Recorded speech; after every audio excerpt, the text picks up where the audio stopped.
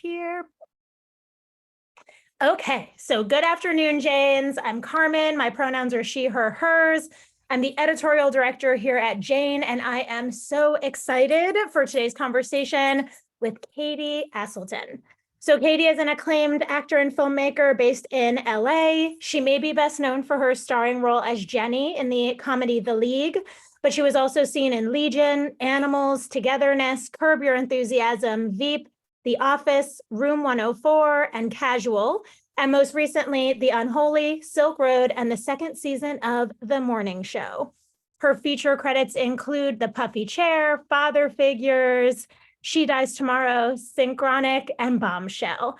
Katie made her directorial debut with The Freebie, in which she also stars, and also directed and starred in Black Rock.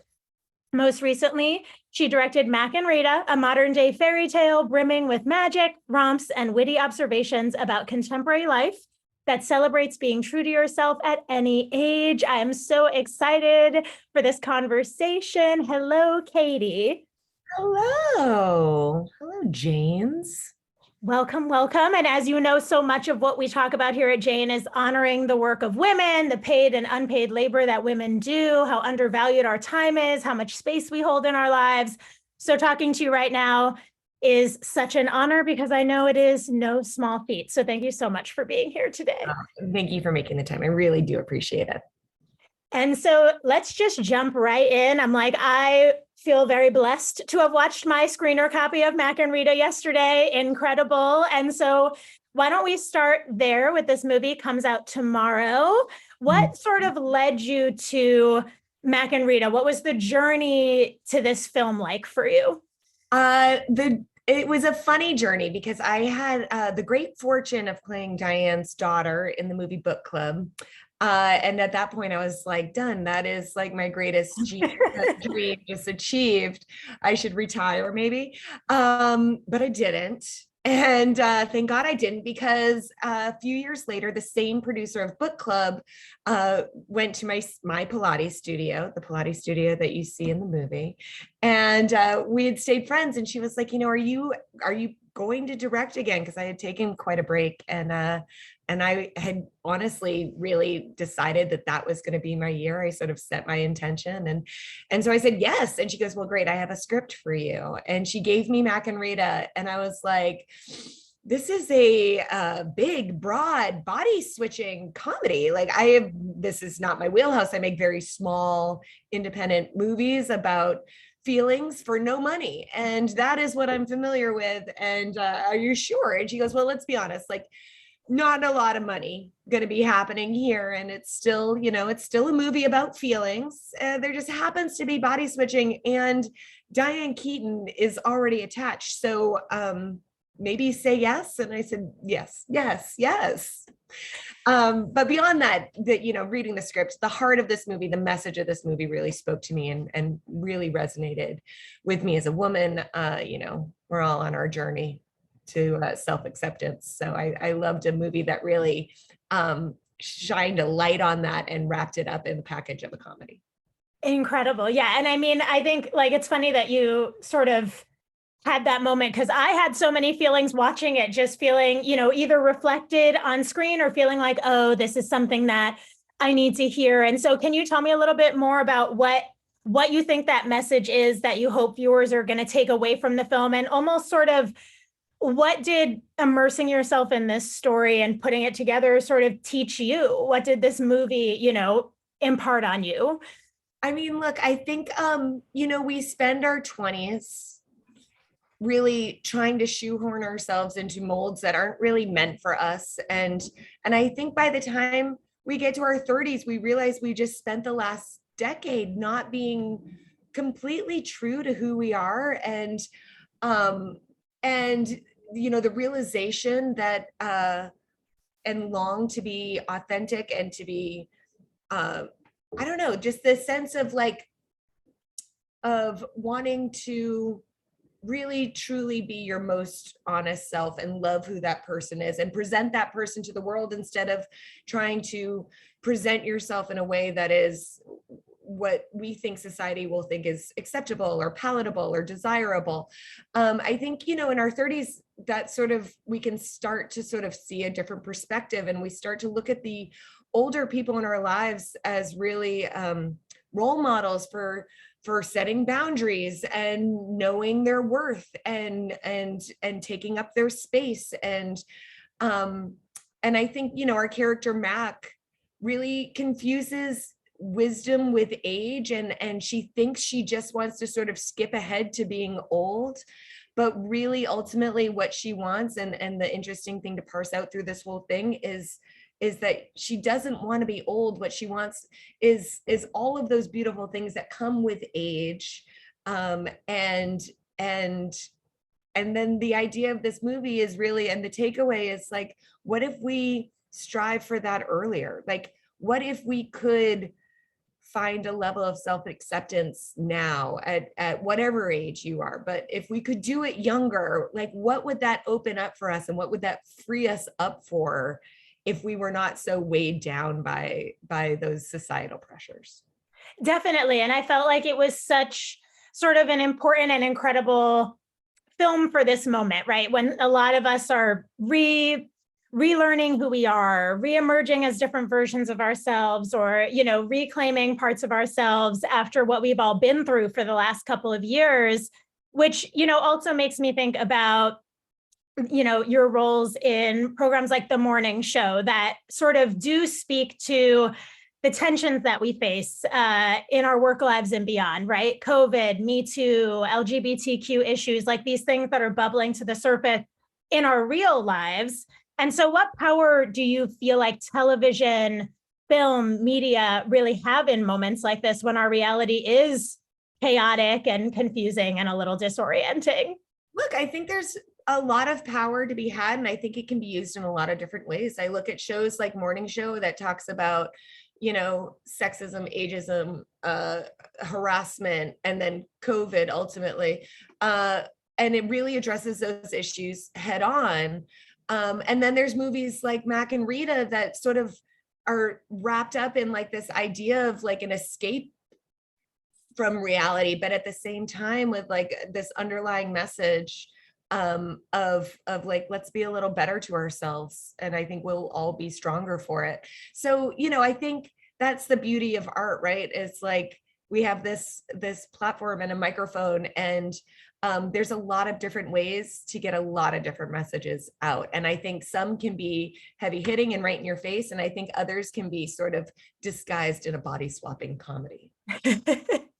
For sure. And I mean, you've had this really rich career, right, on and off screen. And so I'm kind of curious, like, what do you feel is that connective tissue for you as a creative person? How do you pick your project? What has drawn you to the roles that you've taken and the films you've decided to make, and sort of the creative decisions you've made along the way? Yeah, it's interesting. I've made 3 features, and they're all very different. Like the first one is like a very small relationship study of like a marriage that is disintegrating and their efforts to save it. The second one is a thriller in like the vein of Deliverance, starring, it's 3 women out in the woods, and it's like a survivalist tale. And then this is, this big, shiny, happy, squeaky comedy.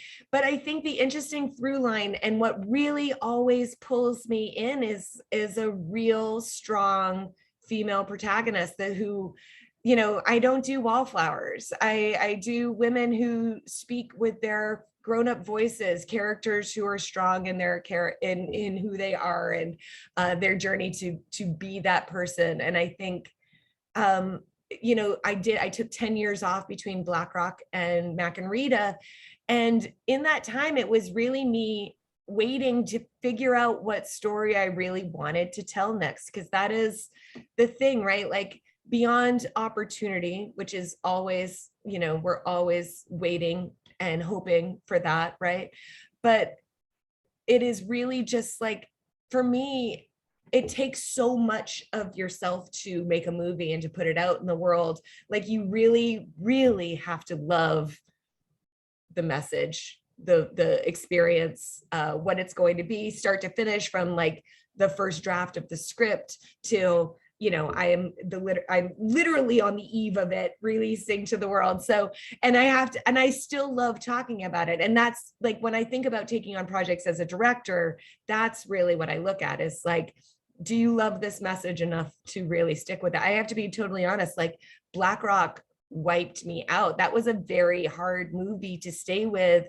It was murdery and rapey and like dark city stuff. And it was a really hard one for me to spiritually sort of live in for that long. And so I really took my time this go around and waited.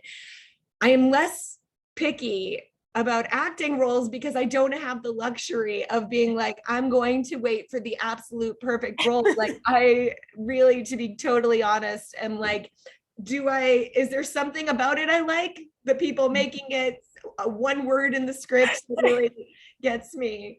Yeah, I wish I had the same level of discern that I do as a filmmaker. Well, and you know, something, when you talk about waiting for an opportunity, I was really struck by, you had spoken previously about sort of when you made the jump to directing and that game-changing moment when you realized you'd been waiting for the phone to ring, but you could also just be pursuing what you wanted to pursue and making that jump. And so, you know, I think there's a lot of us here in creative fields and not, who are in like a moment of pivoting, right? Maybe the precipice of jumping into a new career or just a different kind of creative pursuit or format. And so I'm curious, like, what advice would you offer to folks who are trying to, you know, start a new journey while they're already on a different career path? Honestly, I would say just keep your eyes, your mind, and your heart wide open. Like a choice or decision you made last year, 5 years ago, 10 years ago, is you are not locked into whatever that is. So if your heart is telling you to go after something, take a swing, go after it, just do it. And maybe you fail. Okay. Maybe you fail. And like, I hope I'm not giving the advice where they're like, I sold my house and all my belongings. Like, let's be cool and responsible about these decisions, but like, also like, let's not live in fear and I don't know, worry too much. Definitely. And, you know, I know that you're juggling a lot, you know, and so many folks here at Jane are sort of trying to make it all work, right? Juggling parenting, relationships. Ladies, how do we do it? Well, how do you do it? That was something that definitely, you know, I came get to a mind, lot of like, help. I get a lot of help. I ask for a lot of help. I insist on help. There is no possible way that we can do this on our own. And we shouldn't. We shouldn't. We were never built to do it on our own. This was always supposed to be a group effort. Absolutely. And I mean, you know, that obviously is something that we are very passionate about here at Jane, building a world where no one woman or person feels alone. And so can you also maybe tell us a little bit on this, your reunion appearance here with us, about why that mission resonated with you, why you became an investor? Can you sort of connect the dots for us between that creative work you do and, you know, the sort of entrepreneurial and investment stuff that you do? Well, the truth of the matter is I believe that community is the number one thing to invest in. I think community is everything. I think we cannot do, like I just said, we cannot do what we want to do. We can't do it alone. It's not the point. And I think the one thing that we've learned post-pandemic is how much we truly miss the support and the energy that we get from our community. So I think the more we can give back and invest in that and really like double down on that, I think it makes us all much richer as a whole. Yeah. And I mean, you know, for you, carving out a path in a male-dominated industry, right? And sort of telling stories through your characters and your directorial projects that are by and for women, you know, who are some of the people, what are some of the communities that sort of supported you and helped make all the work that you've done possible? You know, who comes to mind that makes you I will say Yeah. my nanny first and foremost. I could not do this without Nicole Lockhart, who keeps my family and household going when we are going strong, and then disappears when things are quiet. So, it's like the best of all worlds. I have an incredible husband and partner in my life who understands how important it is for me to do what I do. My girls understand, my two daughters understand that this is a part of who I am, and I have to do it to be happy in my life. And then beyond that, it is your family of friends who are your life and your heartbeat, that just, when you fall, they pick you back up and they keep you going. And when you're scared, they kick your ass and tell you to don't stop. And truthfully, it's I think there's like this insane misconception that we all have at certain points in our life, where we're like told that we're supposed to be competing with each other. But I think Jane is like a beautiful example of like these women coming together and building each other up and lifting each other up, and that only just makes us each individually stronger for it. Definitely. And, with all the help, with all the support, how have you sort of built a creative life, a life that, doesn't look like the maybe safe choices that we're told we're supposed to make? How have you sort of sustained and built this life of passion? What sort of wisdom could you offer to folks who are hoping to have more creative lives, infuse more creativity into their lives? Yeah, look, I think clearing the space for it, mentally, emotionally, spiritually, clearing that space to be creative is huge. And I think a lot of that is putting your phone down, walking away from the playroom, walking away from whatever the noise is around you. I read something like really incredible the other day, that it was like some article about like why we shouldn't keep our phones in our bedrooms, which I still 100% do, but this is like a really good point, is that when you pick up your phone, you're inviting thousands of people to start screaming at you. Like with social media, it's like you pick it up and it's like, oh my God, this concealer is like doing this thing and the bronzer and the contour. And you're just like, holy shit, I didn't even ask for it. I literally just opened an app. And I think that's a great point, specifically in as far as like just clearing out mental space for yourself. So for there to be quiet to create in, and then, look, I also acknowledge that comes with like a great amount of privilege to be able to say like, leave your kids with the nanny and put your phone down for a minute and walk to that quiet space. Like, I know, I get it. But I think there are versions of that for everyone. I hope that it can be like a priority to create that for yourself.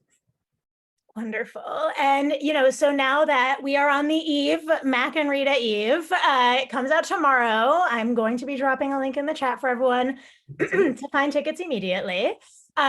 So now that you're beginning to sort of wrap up this journey, what is next? What do you hope is next? What are you trying to manifest next? Well, I certainly am not going to wait another 10 years to go make another movie.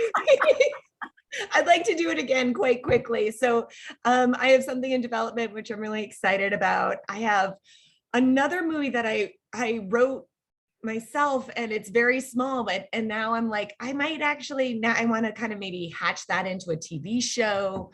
I don't know. The landscape is so weird. I don't know.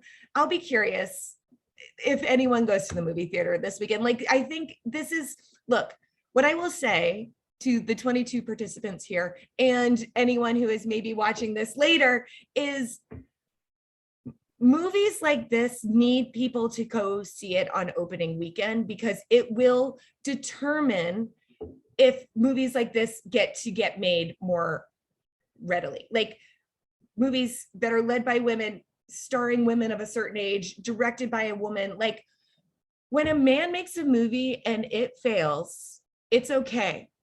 John is going to go make another movie again. When a woman makes a movie and it fails, it is like an uphill battle to overcome it. And then if it does work, you still have to convince people that it's not a fluke, that it's not like an accident. Like, people look at how many women in particular bought tickets to crawdads, and they're like, crazy, right? Why women want to see a movie?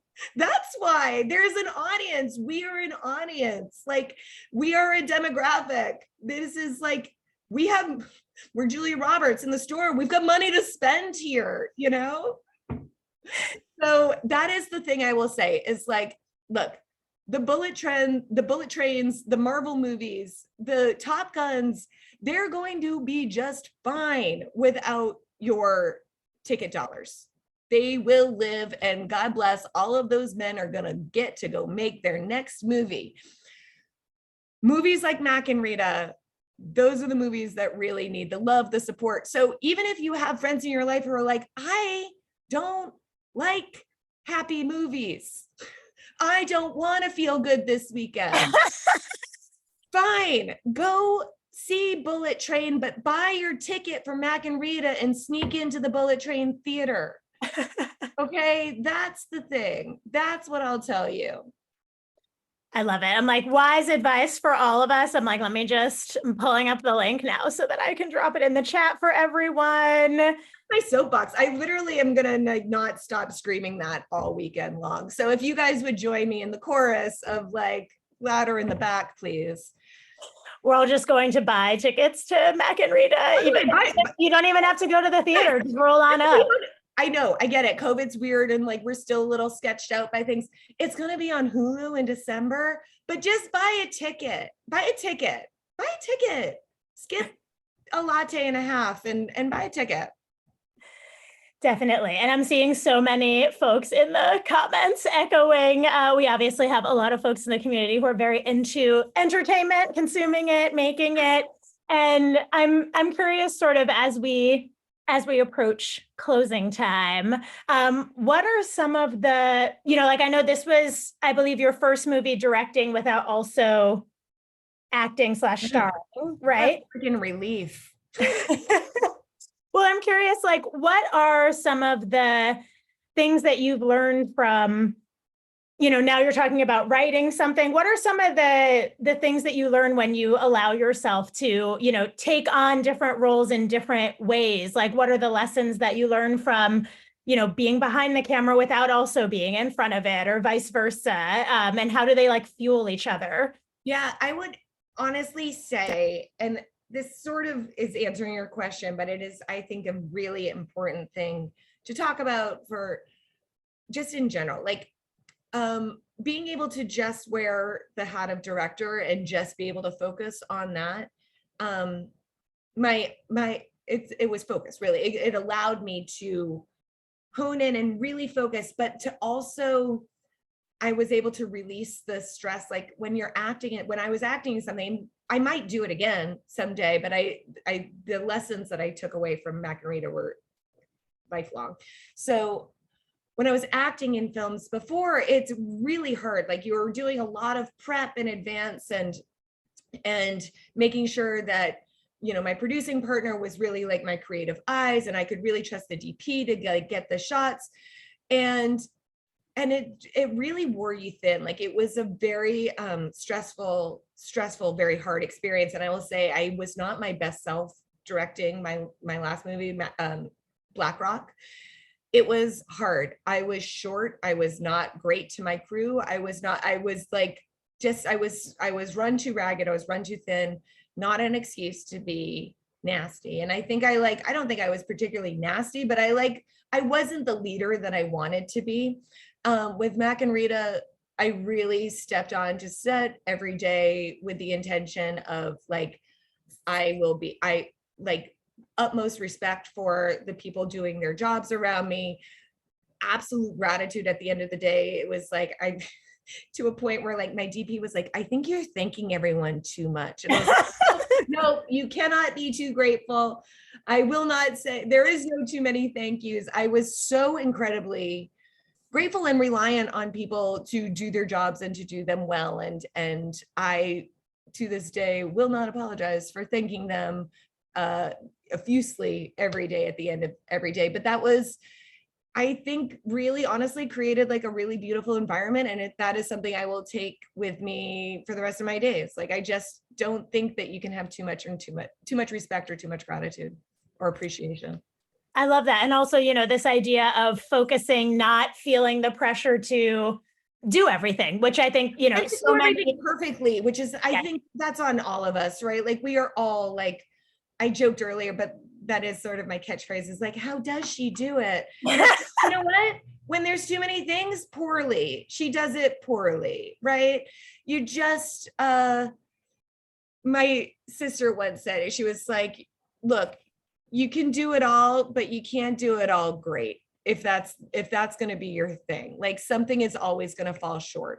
And that's really the truth. So if there's something that you really want to be fantastic at, make sure that you are supported enough around you so you can really pay attention and be the best version of yourself doing that thing. I love it. I'm like, such good advice. We have a daily gratitude session here, you guys. Just saying, if you want to cultivate some of this deep generosity every day at 2:45 p.m. Pacific time, that's what we do here. We think about what we're grateful for, in direct defiance of Katie's DP. Yeah. Cannot be too grateful. Amazing. And I'm seeing some folks in the chat too talking about, that directing teaches you so much about yourself. And I think it's true, any rising to any new challenge will teach you so much about yourself. And so thank you so much, Katie, for sharing your own hard-won wisdom and for all of your work. I am so excited for everyone else in this session and watching this on Jane on Demand to watch Mack and Rita immediately, beginning tomorrow, August 12th, when we will all sell out the theaters so that there can be we'll more. all sell out the theaters and all get to see Bullet Train. It'll be great. It's a double feature, but you're only paying for Mack and Rita. You did not hear it here. It's a double feature and you're paying for Mack and Rita twice. Okay. Buying 2 tickets to Mack and Rita, and then you're crossing Mack and Rita out on one of them. I don't care. And I am dropping the link in the chat again because you can never have it in too many places. And so thank you to everyone who's tuning in, to you, Katie, for being here. Thank you all so much. Thank you everyone so much. Honestly, I adore Jane and all we do together. Thank you. I'm like, we adore you too. Thank you so much for taking the time. Thank you. Bye. Bye. All right, folks. And that is all for our